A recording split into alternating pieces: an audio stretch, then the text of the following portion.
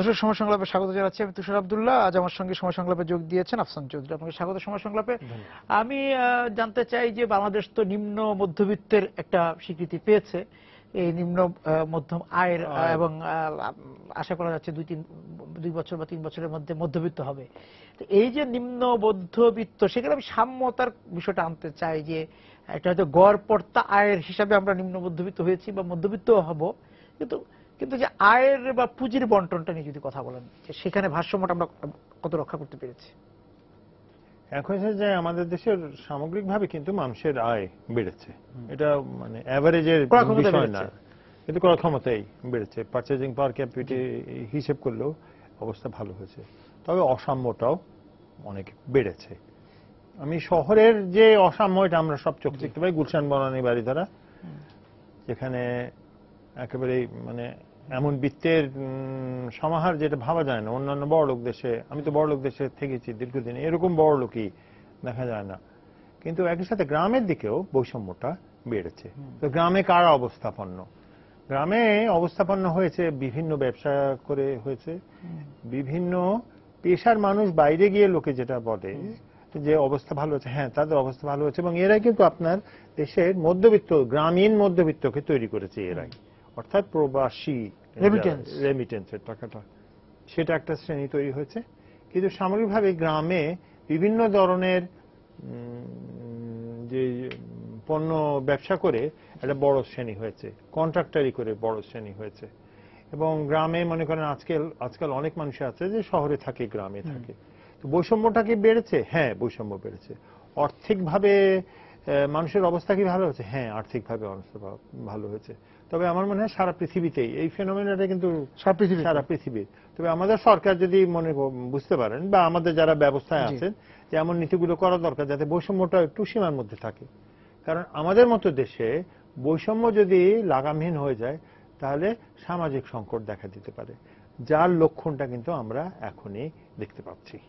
এবং সেটা কিন্তু আমরা কিভাবে ধারণ করতে পারবো, এটা আমি বুঝতে পারছি না। ক্রমশ দূরত্বটা বাড়ছে, দূরত্ব বাড়ছে। আরেকটা জিনিস হচ্ছে যে এটা অনেকে বলতে, আমি ইতিহাসের গবেষক হিসেবে বলছি যে আমার দেশের, আমার মানুষের ইংরেজ আসার পর থেকে তারা কিন্তু, এই শব্দটা লোকে ইসলামিক এতে বলে, কিন্তু আসলে লোকেরা কিন্তু অনেক র্যাডিক্যাল। আচ্ছা। এবং তারা রাজনৈতিকভাবে এই ধরনের, আমি জঙ্গি শব্দটা ব্যবহার করবো কিনা, কি শব্দ আমি জানি না, এই উগ্র। এবং তারা যখন খুব বেশি তাদের উপরে চাপ আসে, তখন কিন্তু তারা প্রতিহত করে। আপনি যদি এখন সেই 1770-এর মন্বন্তরের কথা দেখেন, তার পরবর্তীতে 83-তে আপনাদের নিজের রংপুরে আন্দোলন হয়েছে, নুর আল দিনের আন্দোলন, যেটা আমরা জানি। আপনি ওয়াহাবি আন্দোলন 1812 হয়েছে, বিশাল সারা বাংলা ব্যাপী আন্দোলন হয়েছে। আপনি তার পরবর্তীকালে পাবনা আন্দোলন হয়েছে, তেভাগ আন্দোলন হয়েছে। আপনি কিন্তু সবসময় আন্দোলনের মধ্যে জীবনযাপন করেছেন। আপনি ভুলে থাকতে চেয়েছেন যে আপনার আন্দোলন হয় না, কিন্তু সবসময় হয়েছে। এবং গবেষণা করতে গিয়ে এটা খুব পরিষ্কার হয়ে যায়। তো আমাদের দেশে কিন্তু এই জঙ্গি মনোভাবটা দীর্ঘদিনের, এটা একটা ঐতিহ্য আছে। অর্থাৎ যদি বেশি কেউ যদি এই চাকাটা ঘোরাতে পারে, কেউ এই দেশলাইটা যদি একবার জ্বালায়, জঙ্গি না বলে আমরা যেটা উগ্র বা প্রতিবাদী, উগ্র প্রতিবাদী আমার মনে হয় অনেক অ্যাপ্রোপ্রিয়েট। হ্যাঁ, উগ্র প্রতিবাদী বোধটা আমাদের মধ্যে রয়েছে। যদিও আমরা খুব নরম সরম কৃষক, কিন্তু আমি এই কৃষির ইতিহাস পড়তে গিয়ে দেখেছি যে ইংরেজ আসার আগে কিন্তু সরকার বলতে যেটা বোঝায়, তাদের সঙ্গে সাধারণ কৃষকের সম্পর্ক খুব দুর্বল ছিল, কম ছিল, প্রায় ছিলই না। মোগল আমলে কৃষক অবস্থা ভালো হয়েছে একটু। সে তখনই প্রথম দেখেছে যে রাজার লোক বলে একটা কিছু আছে, যেটা থেকে আমাদের দেশে মুসলমান শ্রেণী তৈরি হয়েছে। কিন্তু ইংরেজরা আসার পরে তার অবস্থান থেকে পাল্টে দিয়েছে। তো আপনি যদি ফকির আর সন্ন্যাসী আন্দোলনের প্রতিবাদটা দেখেন, হিন্দুরা সন্ন্যাসীদেরকে সমর্থন করেছে, মুসলমানরা ফকিরদের সমর্থন করেছে। দুটো আলাদা জনগোষ্ঠী তখন থেকে তৈরি হয়ে গেছে। কিন্তু প্রতিবাদটা হচ্ছে ইংরেজদের বিরুদ্ধে, এবং প্রতিবাদটা খাজনা দেওয়ার বিরুদ্ধে। এই যারা সুবিধাভোগী ছিল, যারা এই সাধারণ মানুষের কাছে খাজনা নিত, কিন্তু তারপরে প্রতিবাদ করেছে, একত্রিতভাবে প্রতিবাদ করেছে। আমার মনে হয় যারা বলেন যে বাংলাদেশ খুব নরম সরম মানুষের দেশ, আমি বলবো যে নরম সরম মানুষের দেশ, কিন্তু রেগে ওঠে। ৭১ তো বাদই দিলাম, মানে এঁটেল মাটির মতো যে নরম আবার শক্ত হয়ে যাচ্ছে। হ্যাঁ, কারণ এটাই তো আমার চরিত্র। কারণ আমাকে টিকে থাকতে হলে ইংরেজ আসার আগে পর্যন্ত আমি লড়াই করিনি রাজার সাথে, কিন্তু ইংরেজ আসার পরে আমি লড়াই করেছি এবং একাধিকবার লড়াই করেছি। আমার মনে হয় এটা না ভুলে গিয়ে আমাদের স্মরণ রাখা দরকার যে ওই কাঠামোগতভাবে তো খুব একটা পরিবর্তন হয়নি। তো এই কাঠামোর পরিবর্তন যদি বৈষম্যের বিষয়টা এত সামনে চলে আসে, এত বড় হয়ে যায়, সেক্ষেত্রে হচ্ছে যে পুঁজিটা এবারে এক কেন্দ্রিক হয়ে যাচ্ছে, যে একটা শ্রেণী কেন্দ্রিক হয়ে যাচ্ছে। শুধু তাই না, যেমন ধরুন গ্রামে যেটা আমার বন্ধু আবরার আর রিয়া যে গবেষণাগুলো করছে বিশেষ করে গ্রামের ওই রেমিটেন্সের উপরে, হ্যাঁ, তারা তো দেখাচ্ছে যে গ্রামের বিনিয়োগের একটা প্রয়োজন আছে, গ্রামের বিনিয়োগ সুযোগের প্রয়োজন। তো আমার মনে হয় নাগরিক বিনিয়োগের কথা বলি, বিদেশ থেকে বিনিয়োগের কথা বলি, বিনিয়োগের সুযোগটা যদি হয় তাহলে যে টাকাটা গ্রামে গিয়ে মসজিদ মিলাদে আর বিয়ে দেওয়াতে আর জমি কেনায় খরচ হচ্ছে সেটার একটা সুযোগ থাকবে। এটা একটা বড় মাপের। সিলেটে শুধু ভবন হচ্ছে, হ্যাঁ, সিলেটে গেলে তো আপনি দেখতেই পাবেন যে সিলেটে অবিশ্বাস্য অদ্ভুত মানে ভবন হচ্ছে। তো প্রবাসী টাকাটা, অভিবাসী টাকাটা কিন্তু খরচ হচ্ছে না। সেটা আপনার যখন হাতে অনেক টাকা থাকবে আপনি কোনো না কোনো ভাবে খরচ সেটা করবেনই, কিন্তু আপনি যদি এমন কিছু করেন যাতে আপনার টাকাটা আরো বাড়ে, সেটা কিন্তু আমার মনে হয় না সরকার এই ব্যাপারে, প্রবাসী কল্যাণ মন্ত্রণালয়ের দায়িত্ব না অর্থ মন্ত্রণালয়ের দায়িত্ব আমি সেটা বলতে পারবো না, কিন্তু এই সুযোগটা কেউ নিচ্ছে না। তার মানে আপনারা বলতে চাচ্ছেন যে রেমিটেন্সের প্রবাসীদের যে আয়ের যে টাকাটা আমাদের, আমি শুনতে পাই যে অনেক এলাকার ব্যাংকে অলসও পড়ে আছে একেবারেই। এবং আপনি যদি, আমি পাকিস্তানের উপর একটা রিপোর্ট দেখছিলাম, তারা বলছিল যে এই প্রবাসীদের, পাকিস্তানিরাও তো প্রবাসীদের টাকাটা কি করা হচ্ছে, কিছুই করা হচ্ছে না। তো যদি একটু এটার ব্যাপারে কেউ কোনো উদ্যোগ নেয় তাহলে লাভবান হওয়াটাই সম্ভব না। লাভবানটা কেবল অর্থনৈতিক না, আমরা একেবারে ভেবে নিচ্ছি যে আমাদের রাজনৈতিক সমস্যার সাংঘর্ষিক সমাধান হয়ে গেছে, কিন্তু সেটা হচ্ছে না।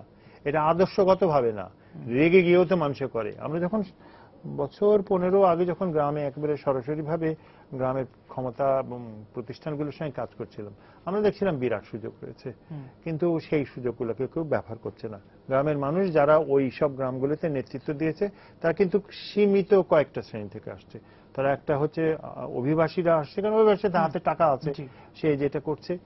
প্রাক্তন সেনাবাহিনীর সদস্যদের কাছ থেকে আসছে, এবং নতুন এই ভূমিতে যারা অবস্থাপন্ন হয়েছে তারা আসছে। তো রাজনৈতিক দলগুলো চেষ্টা করছে সালিশগুলো দখল করার জন্য, আমার লোক সালিশে বসবে, কারণ সালিশ একটা বড় ক্ষমতার জায়গা। কিন্তু কতটা সফল হবে আমি বলতে পারছি না, সংঘর্ষটা তৈরি হচ্ছে। অতএব আমরা তো সংঘর্ষের মধ্যেই আছি, এটা বোধহয় একটু স্মরণ রাখা দরকার।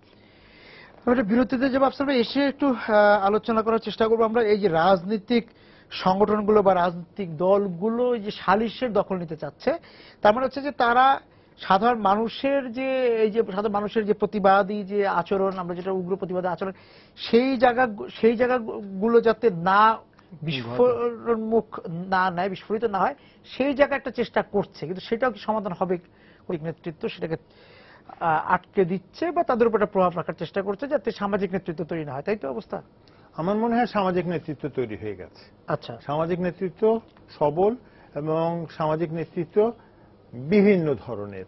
বিষয় হয়েছে যে আমাদের দেশে এরকম একটা ধারণা করা হয় যে গ্রামের যে সামাজিক নেতৃত্ব হবে সে আগেকার দিনে যে মাতবর ছিল তার মতো সেরকম হবে, কিন্তু তা হচ্ছে না, ব্যক্তিগত হচ্ছে। এবং সমাজে, গ্রামের সমাজটাও নানাবিধ হয়ে গেছে। আচ্ছা, এবং আমাদের এই যে রাজনৈতিক দলগুলো তারা যে দখল করার চেষ্টা করছে প্রতিষ্ঠানগুলোকে, এইটা হচ্ছে আমি মনে করি সরকারি রাজনীতি, যেটা ক্ষমতা নীতি বলা যায়, এবং সমাজের যে প্রবাহমান দীর্ঘদিনের যে রাজনৈতিক যে চরিত্র, এই দুটোর মধ্যে একটা সংঘাত তৈরি হয়েছে। কোনটা সবল? সরকার তো সমর্থন করবে এই সালিশগুলো দখলের, করছে, কিন্তু গ্রামে সাধারণভাবে সালিশগুলো দখল তারাই করতে পারে যারা শহরের রাজনীতির উপরে নির্ভরশীল। সে কতটা টিকে থাকতে পারে? আমি 71 সালের উপরে গবেষণা করতে গিয়ে দেখেছিলাম যে গ্রামগুলিতে অত্যাচার করাটা কঠিন ছিল সেই গ্রামের মাতবরদের, কারণ সে তো নিজের ভাই ব্রাদারের সঙ্গেই থাকে, অতএব তাকে অত্যাচার করতে হলে নিজের লোককেই অত্যাচার করতে হবে, সমাজের মধ্যে থেকে। তো এই সমাজের মধ্যে থেকেও সীমিত অংশে পরিসরটা বাড়ানো যেতে পারে। আমার যেটা মনে হয়, এই গ্রামে যারা থাকে এবং বিশেষ করে গণমাধ্যমে এত বেশি প্রচার পেয়েছে, বর্তমানে সরকারের প্রতি তাদের আগ্রহ, কোন সরকারি প্রতিষ্ঠানের প্রতি, কোন সরকারি দলের প্রতি আগ্রহ সীমিত। তো সেখানে একটা দ্বন্দ্বের, একটা সংঘর্ষ তৈরি হয়েছে। সরকার চায় এগুলোকে নিয়ন্ত্রণ করতে, কতটা করতে পারবে আমি জানি না, কিন্তু গ্রামে থাকতে হলে তো আপনাকে গ্রামের নিয়ম কানুন মেনেই চলতে হবে। সেই গ্রামের নিয়ম কানুনগুলো মেনে এই সরকারের প্রতিনিধি হিসেবে কতজন কতটা দখল করতে পারবে সেরকম গবেষণা এখনো শুরু হয়নি। তবে আমরা জানি যে একটা চেষ্টা চলছে, তো এই চেষ্টাটা কতদূর সফল হবে আমরা বলা যাচ্ছে না। তবে গ্রামের যে সামাজিক নেতৃত্ব, সেটা সামষ্টিক প্রকাশ আমরা দেখছি না, তাই তো? হ্যাঁ, তার সামষ্টিক প্রকাশ শুধু দেখছে না তা নয়, গ্রামের যে নেতৃত্ব এটা কিন্তু প্রতিষ্ঠিত। আমি যেটা বলছিলাম যে গ্রামে তো আপনাকে মানুষকে আপনার শ্রদ্ধা করতে হবে। হ্যাঁ, এটা ঠিক যে আপনি নির্বাচনের সময় সিগারেট খাওয়ালেন কিনা, পান খাওয়ালেন কিনা এখানে। এবং আমি একটা ছোট একটা গবেষণা করেছিলাম 2006 সালে, যে গ্রামের মানুষের কি ধারণা। গ্রামের মানুষ কিন্তু আমাদের সবসময় ধারণা যে গ্রামের মানুষ বোকা না, এবং এটা গ্রামের মানুষ বোকা না। গ্রামের মানুষ হয়তো আপনাকে জানতে দিতে চায় না সে কতটা চালাক, এবং আমার মনে হয় এটা। এবং আমি সবসময় আমাদেরকে বোকা সাজিয়ে ফেলে। হ্যাঁ, আমাদেরকে তারা বিশ্বাস করে না। তো তাহলে তারা কাকে বিশ্বাস করে? তারা নিজেদেরকে বিশ্বাস করে। তো নিজেদের রক্ষা করার জন্য যেটা তারা করা দরকার তারা করে যাচ্ছে, এবং একটা ঢাল রাখে তারা। হ্যাঁ, এবং আপনি কখনোই তাদেরকে, এবং এই যে নতুন বলবো না, এই গ্রামীণ সমাজটা সবল কখন হয়েছে? গ্রামীণ সমাজটা সবল হয়েছে গত 20 বছরে, যখন থেকে রেমিটেন্সের টাকাটা তার কাছে যাওয়া শুরু হয়েছে, যখন পুঁজি আসছে। হ্যাঁ, পুঁজি আসছে, রাইট। ফান্ডিংটা হচ্ছে, তার সংস্কৃতির ফান্ডিং হচ্ছে, তার রাজনীতির ফান্ডিং হচ্ছে। সে তো নগরের রাজনীতি করে তার তো কোনো লাভ নেই, কারণ সে তো এখানে আসছে না, সেখানে সে তো বলছে না যে আমাকে ক্ষমতা দাও, আমি ক্ষমতায় করব। শহরের টাকাটা যখন গ্রামে পৌঁছায় সেটার ভাগ বাটোয়ারাটা করে দলের লোক। সে তো দলের লোক হতে পারছে না, হতে চায়ও না। তার যেই গ্রামীণ যে অবস্থা আছে সেটার মধ্যে সে থাকতে চায়। এই জন্য আমার মনে হয় গবেষকদের যে সমস্যা সেটা হচ্ছে যে খুবই 20-30 বছর পুরানো, তার বিদেশ থেকে পড়া রুরাল পাওয়ার রিলেশনশিপ, এগুলো দেখে দেখে তারা করছে, কিন্তু বাংলার গ্রাম পাল্টে গেছে। পৃথিবীর খুব কম দেশে শহরের মানুষ গ্রামের মানুষকে বুঝতে পারছে না কেন? শহরের মানুষ গ্রামের মানুষ, শহর অনেক সরকার কেন্দ্রিক। আপনার এখানে আমাকে বোধহয় কে জিজ্ঞেস করছিল যে তাহলে এখানে যে সুশীল সমাজ যারা আছে, আমি বললাম বাংলাদেশে দুটো সুশীল সমাজ আছে, একটা হচ্ছে আওয়ামী লীগের সুশীল সমাজ, একটা বিএনপি সুশীল সমাজ। সুশীল সমাজ কোনোদিন দলের হতে পারে না, আমাদের তো সেটা হয়ে গেছে। সুশীল সমাজ নিজের অবস্থা সম্পর্কে এত বেশি সচেতন, আমি বাড়ি পেলাম কিনা, গাড়ি পেলাম কিনা, এইটা পেলাম কিনা, সুবিধাটা পেলাম কিনা, এর মেম্বার হলাম কিনা, ওকে সুশীল সমাজ বলা যায় না। অতএব আমি বলবো যে আমাদের দেশটায় সুশীল সমাজটা বেড়ে ওঠেনি। তো গ্রামে তো একটা তৈরি হচ্ছে, গ্রামে যে জিনিসটা হয়েছে, গ্রামে একটা সুশীল সমাজ তৈরি হয়েছে, এটা তো আমরা স্বীকৃতি দিচ্ছি না। হ্যাঁ, আমরা স্বীকৃতি দিচ্ছি না, এবং এটা আপনি খুব ভালো একটা কথা বলেছেন। আমি আমার নিজের অভিজ্ঞতা থেকে বলি, আমরা যখন গ্রামে কাজ করছিলাম এবং এই সুশীল সমাজ তৈরি করার কাজ, ধরা যাক সুশীল সমাজ তৈরি করা, সেটা যেহেতু টাকা ছাড়া কি, আমাদের এরকম একটা ধারণা হয়ে গেছে যে গ্রামে টাকা যায় বলে গ্রামের মানুষ কাজ করে, কিন্তু আমরা প্রায় 700 গ্রামে আমরা একেবারে নিরীক্ষা করছিলাম যেখানে কোনো পয়সা যায়নি, গ্রামের মানুষ কি করে। এবং আমরাই একেবারে স্তম্ভিত হয়ে যাওয়ার মতো অবস্থা যে গ্রামের মানুষ নিজের উদ্যোগে গরিব মানুষকে সহায়তা করে। তার মানে কি আশ্চর্য রকম ক্ষমতা গ্রাম রাখে। এবং গ্রাম একবার যদি শিখে যায় যে কিভাবে গ্রামকে জড়ো করতে হয়, যেটা তারা জানে, কিভাবে স্বনির্ভর নিজে নিজে চলা যায়, তখন তারা সমস্ত কিছু করতে পারে। তারা আসলেই কিন্তু এই সরকারি প্রতিষ্ঠানের দিকে তাকায় না। যদি তাকাতো তাহলে তো সরকারের সেবাগুলো তো পৌঁছায় না গ্রামে, তাহলে তারা টিকতো কি করে? এই যে পরিবর্তনটা হয়েছে এটা দেওয়া যায়। এবং আমি যেটা বলছি যে আমি 600 থেকে 700টা গ্রামে যখন এই সংগঠনগুলো, গ্রামের নিজস্ব সংগঠন তৈরি হয়ে গেল, আমি আপনাকে ধন্যবাদ জানাই কথাটা বলার জন্য, যে গ্রামীণ সুশীল সমাজ একটা তৈরি হয়ে গেল, তখন আমি বলেছি যে আচ্ছা ঠিক আছে, এটা বোঝা যায় যে গ্রামে এই জিনিসটা আছে। এটা শহরের সুশীল সমাজ থেকে অত্যন্ত ভিন্ন। শহরের সুশীল সমাজ অর্গানিক না, এটার কোনো ভিত্তি নেই, মাটিতে আপনি বললেন সুবিধার হিসাব।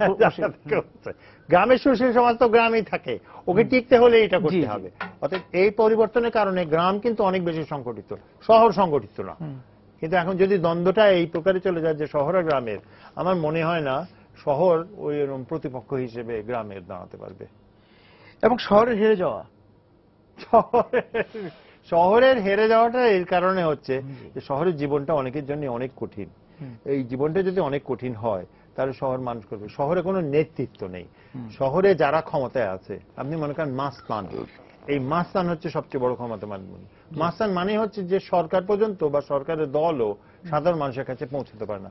সেও একটা লোককে নিয়োগ করছে যে তুমি আমার ইন্টারেস্টটা দেখো।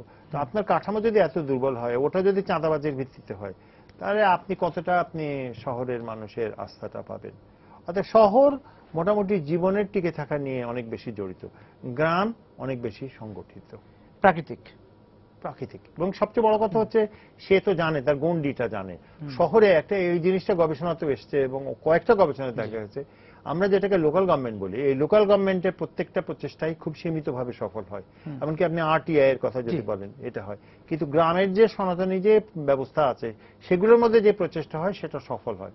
আমাদের তো এটা শেখা উচিত যে আমরা ইম্পোর্ট করে গ্রামের অবস্থা পরিবর্তন করব না, গ্রামের মানুষই তার অবস্থা পরিবর্তন। গ্রামের সহজাত যে পদ্ধতিগুলো আছে সেগুলি, হ্যাঁ, এবং গ্রাম অনেক সবাই, আমি যেটা আমি আশা করি কেউ ভুল বুঝবে না, সেটা হচ্ছে যে এই যে আমরা যেটাকে ইরেগুলার মাইগ্রেশন বলি, গ্রামের মানুষ কিন্তু পুরোপুরি জানে যে তার কতটা অসুবিধা হতে পারে, সুবিধা হতে পারে। সে হচ্ছে 1 লাখ 2 লাখ টাকা খরচ করার লোক, কিন্তু সে হিসেব করে দেখিয়েছে, এবং আমার মনে হয় এই হিসেবটা সরকারের লোক এবং যারা এটা পক্ষে, যে কতটা টাকা লাগে ফর্মাল মাইগ্রেশন করতে আর কতটা টাকা লাগে ইনফর্মাল মাইগ্রেশন, কতজন ক্ষতিগ্রস্ত হয়। আমার মনে হয় IOM জাতিসংঘের হিসাবেই 100 জনে 2 জন ক্ষতিগ্রস্ত হয়, এই হিসাব গ্রামের মানুষের কাছে আসে। অতএব সে জানে যে আমি যদি যাই আমি কতটা টাকা বেতন পাবো, আমি যদি অর্ধেকও পাই, সেটা ঝুঁকির হিসাবটা নিয়ে নেয়, ঝুঁকির হিসাবটা, রাইট, ঝুঁকির হিসাবটা সে করে নিচ্ছে। এটা যদি হয় তাহলে আমার দেখা উচিত না আমরা এই যে গালি দিচ্ছি, বলছি যে সব কথা বলছি, কিন্তু আসলে ও তো জানেও কি করছে, এই আস্থাটা আমাদের বুঝেই ঝাঁপ দিচ্ছে। হ্যাঁ, বুঝেই ঝাঁপ দিচ্ছে। অতএব এই যেই এরকম মানুষ যারা, তাদের সঙ্গে তো আপনি শহরের সীমিত জীবনযাপনকে তো আপনি তুলনা করতে পারেন, ব্যবহার করলেন আপনি। সেই জায়গা থেকে যে শহরের মানুষ ঝুঁকি নিতে চায় না, সে ঝুঁকি না নিয়ে চেষ্টা করে কোন রকম টিকে থাকতে, উতরে যেতে। শহরের মানুষের সামনে কিন্তু সুযোগগুলো সীমিত। আমরা একটা জিনিস জানি যে গত 10 বছরে গ্রামে শ্রমের দাম অনেক বেড়েছে। তো এখন যে শহরে আসে, যে মেয়েটা বা ছেলেটা শহরে আসে এবং গার্মেন্ট ফ্যাক্টরিতে চাকরি করে, সে যখন গ্রাম ছেড়েছিল, ধরলাম সে 7-8 বছর আগে গ্রাম ছেড়েছিল, এখন সে কিন্তু গ্রামে যদি ফেরত যায় তার রুজিটা অনেক বেশি হবে। সে হয়তো যাবে না, কিন্তু যে সংখ্যক লোক শহরে আসছে তার কমে যেতে বাধ্য, কারণ সে অতটা কষ্ট করবে না এখানে থাকা খাওয়া কষ্টটা। শহরে যে বড় হচ্ছে, যে শহরের যে অসুবিধাগুলো তার আছে সেটা গ্রামে নেই। শহরে যে মানুষগুলো আসে, বাংলাদেশে 2nd জেনারেশন 3rd জেনারেশন নগরবাসীর সংখ্যা এখনো খুব সীমিত। বস্তিতে থাকে অথবা থাকে, আমি মধ্যবিত্তের কথা অতটা বলছি না, মধ্যবিত্ত শ্রেণী, চাকরিজীবী শ্রেণী, যে আয়টা সে করে সে আয়তে তার সংসার অত্যন্ত কষ্টে চলে। এত কষ্টে চলা মানুষগুলো জীবনের পরিকল্পনা করাটা কঠিন। এই জন্য শহরে কোনো আন্দোলন হচ্ছে না, কারণ ও তো টিকে থাকার লড়াইতে এত ব্যস্ত। যে কথাটা আমি বারবার বলি যে সে এতই ব্যস্ত, কিন্তু এত সে দক্ষ হয়ে উঠেছে টিকে থাকতে, যে বাংলাদেশের রাজনৈতিক পরিবর্তন তাকে দিয়ে করা সম্ভব না। সে টিকে থাকার লড়াই করবে, সে আর রাজনৈতিক আদর্শিক পরিবর্তনের দিকে সে যাবে না, মনে হচ্ছে না, এবং কোনোবারই তো গেল না।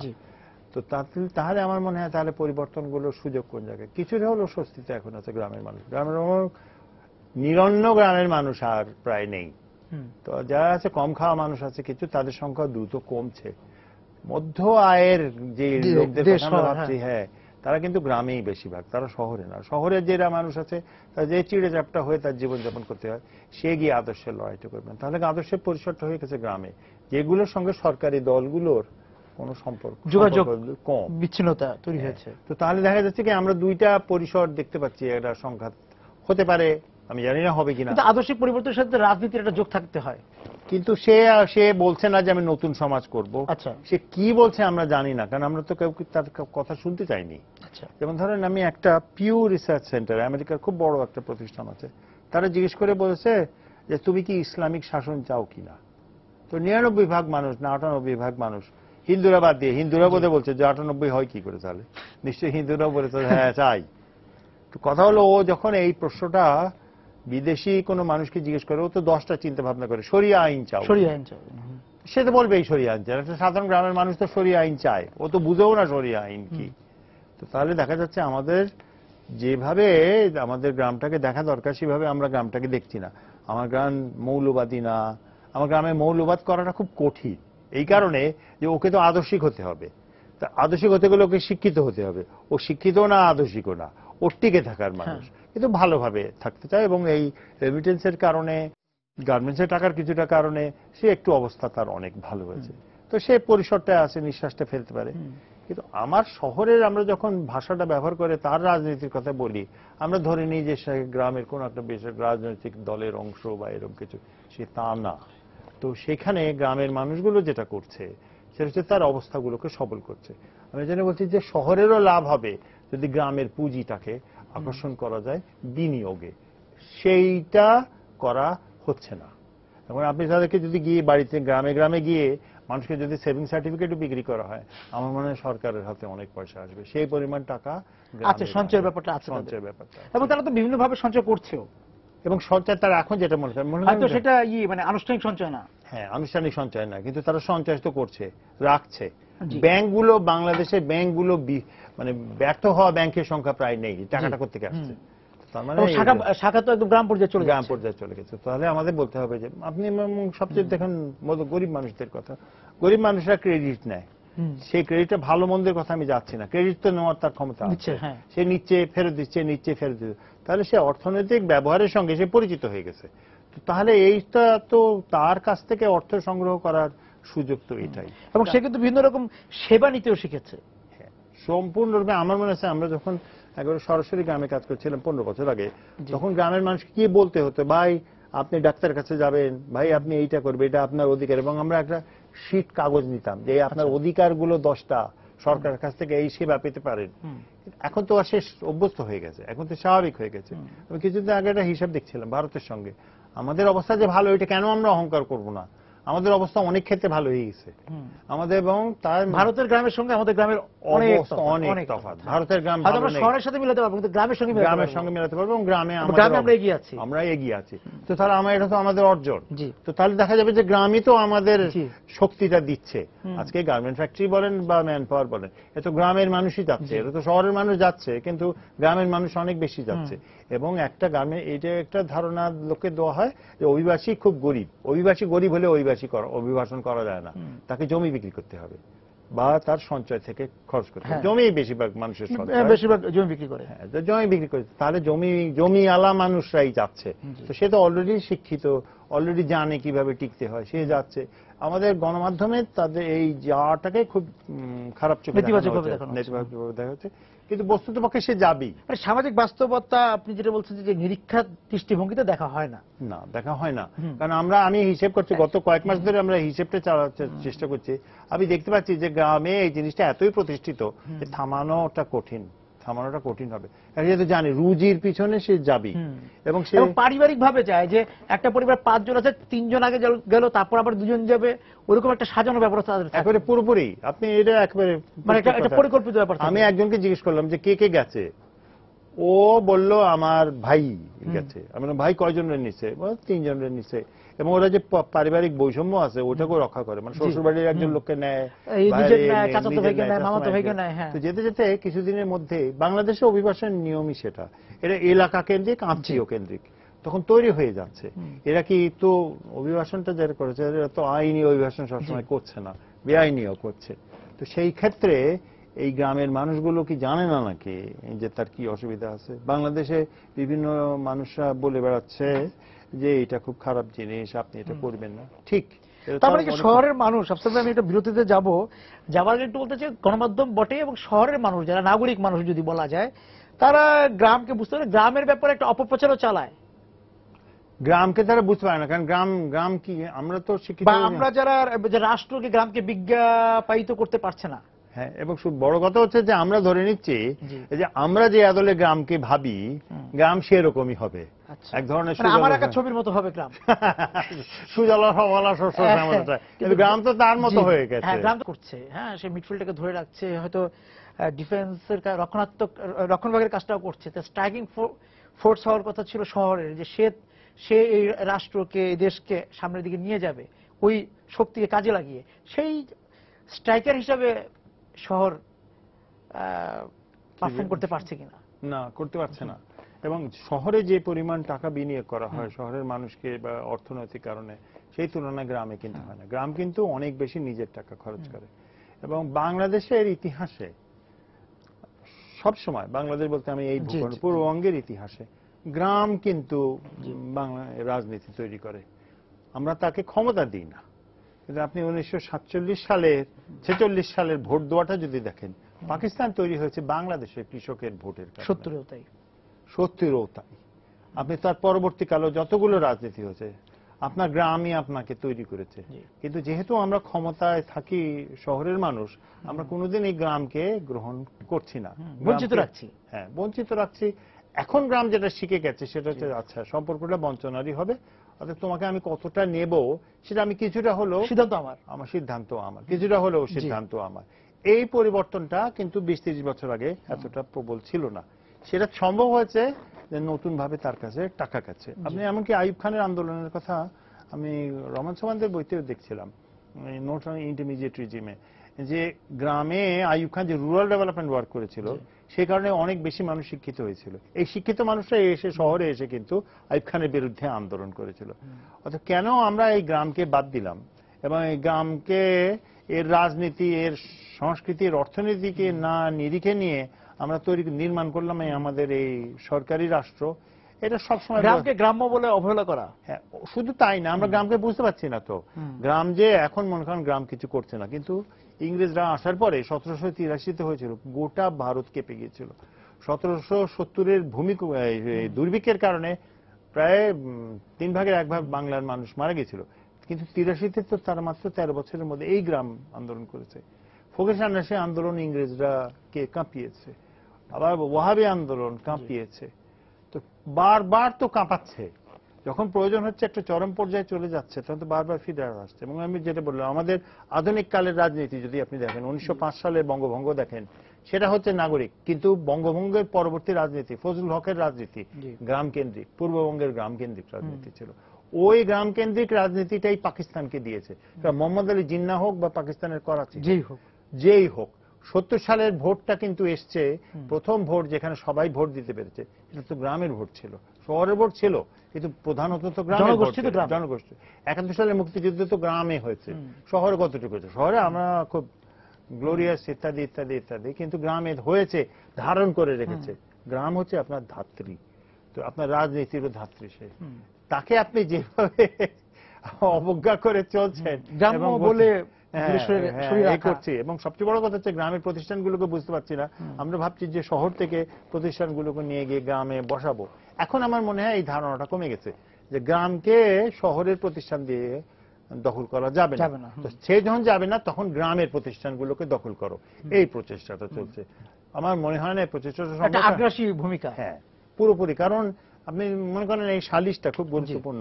গ্রামের একটা খুব নীরব একটা বিপ্লব শব্দটা একটু বেশি হয়ে যায়, গ্রামে একটা নীরব পরিবর্তন হচ্ছে। সেটা হচ্ছে গ্রামের মানুষ, বা জাগরণ বলতে পারে, হ্যাঁ, এই মেয়েরা সম্পত্তি পাচ্ছে, সেটা গ্রামের মানুষ দিচ্ছে। বরং আপনি শহরে হিসেব করে দেখবেন যে শহরে সম্পত্তি হস্তান্তরটা হচ্ছে না, গ্রামের মানুষ সম্পত্তি হস্তান্তর করছে। সাধারণ গ্রামের একটা অর্ধবিত্ত মানুষ, যে সাংস্কৃতিক ভাবে হয় মুসলমান, তা না হিন্দু, অর্ধশিক্ষিত, সে কিন্তু তার স্ত্রীকে তার সম্পত্তির অধিকার দিচ্ছে। এইটা যে কত বড় একটা পরিবর্তন, এটা কল্পনা করা যায় না। মুসলমান কোন দেশে এটা হচ্ছে। গ্রামে তো মানে একটু মাতৃতান্ত্রিক সিদ্ধান্তগুলো এখনো অনেক বেশি। এবং আমি তো যেহেতু অতি দরিদ্র নিয়ে কাজ করেছি, আমি দেখেছি যে বাংলাদেশের এক সময় প্রায় 30 ভাগ মানুষ অতি দরিদ্র ছিল। 30 ভাগের মধ্যে কাজ করতে করতে এখন বোধহয় 15 ভাগ, অর্ধেক কমে গেছে। এগুলো ছিল মা, এর প্রধান পরিবার প্রধান ছিল মা, মহিলা, নারী, যাই বলেন আপনি। এই পরিবর্তনগুলো এই গ্রামের নারী সমাজে এমন অবস্থা চেঞ্জ করলো যে পুরুষরা পরিবারে ফেরত আসা শুরু করলো। আচ্ছা, তাহলে আপনি চিন্তা করেন তার কতটা ক্ষমতা আছে। এটা সমাজের ক্ষমতা, আমি বলছি না যে নারীর ক্ষমতা, সমাজের ক্ষমতা, গ্রামের ক্ষমতা আছে, যেটা ধারণ করতে পারে। গ্রামের মানুষগুলো একসাথে একাট্টা হয়ে তারা গ্রামের প্রতিষ্ঠান করেছে যাতে নিরন্ন মানুষগুলোর স্বার্থ রক্ষা করা যায়। তো আমি শহরে কি এটা সম্ভব? শহরে তো বিচ্ছিন্নতা একেবারেই। তো সেই ক্ষেত্রে আমাদের শক্তি, আমাদের এটা তো আমাদের গ্রাম আছে, এটা তো যে কোনো গবেষকদের চোখে পড়া উচিত। কিন্তু গবেষকরা আমার মনে হয় পশ্চিমের শিক্ষার কারণে অনেকটাই আমরা আবার সেই পশ্চিমা শিক্ষার চোখ দিয়ে গ্রামের দিকে তাকাচ্ছি, এবং যেই দ্বন্দ্বগুলো লক্ষ্য করছি সেগুলো কিন্তু পশ্চিমাদের দ্বন্দ্বের বিবরণ। আমার মনে হয় না বাংলার গ্রামকে, বাংলার যে দীর্ঘদিন ধরে যে গ্রামটা চলেছে সেইটা। কারণ আপনি চিন্তা করেন যে এই গ্রামের মানুষ, এই পূর্ববঙ্গের সাধারণ মানুষ তারাই তো রাজনীতি আপনাকে দিয়েছে। জি। তো তাহলে আমরা তাকে অস্বীকার করি কেন, তাকে বুঝতে অস্বীকার করছি কেন? আমার মনে হয় যেটা হচ্ছে যে আমাদের এই এলিয়েনেশন, যেটা বিচ্ছিন্নতা আপনি যেটা বললেন, এটা অনেক প্রবল, এত প্রবল যে আমাদের পক্ষে। এই শহর বা নগর তো যে গ্রামকে নষ্ট করার চেষ্টা করছে। শুধু তাই না, যেমন ধরেন এখন কি হচ্ছে, আমি একজনকে জিজ্ঞেস করলাম যে গ্রামের বড় আয় কারা করে, এই যাদের কথা আপনি বলছেন যে অবস্থাপন্ন বড় আয় হচ্ছে, এটা হচ্ছে ড্রাগস। গ্রামে নেশার দ্রব্য যাচ্ছে। তো আপনি নেশার দ্রব্য কোনোদিন সরকারি ক্ষমতার ব্যবহার করা ছাড়া যাওয়া সম্ভব নয়। তাহলে চোখে সরকারের কি প্রতিচ্ছবিটা আসছে গ্রামের মানুষের কাছে, যে যারা নেশার দ্রব্য গ্রামে সাপ্লাই করে তাদের প্রত্যেকের সঙ্গে সরকারের একটা সম্পর্ক আছে। গ্রামের সাধারণ মানুষ তো আর নেশার ব্যবসা করে না।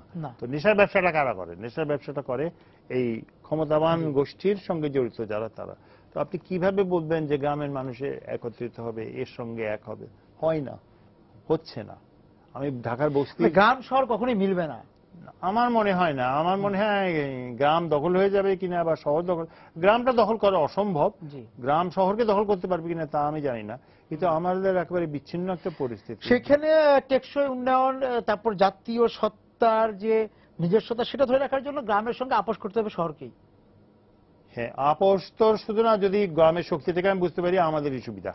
গ্রামের শক্তিটা যদি ধরতে পারি, আমার মনে হয় না আপনি যদি শহরের যত সব সুবিধাগুলো দেখেন, আপনি বেশিরভাগই গ্রাম থেকে আসা সুবিধা। সেই হিসেবে গ্রামকে স্বীকৃতিটা দিতে হবে, তার গ্রামকে আমাদের বুঝতে হবে অবহেলার জায়গাটা থেকে।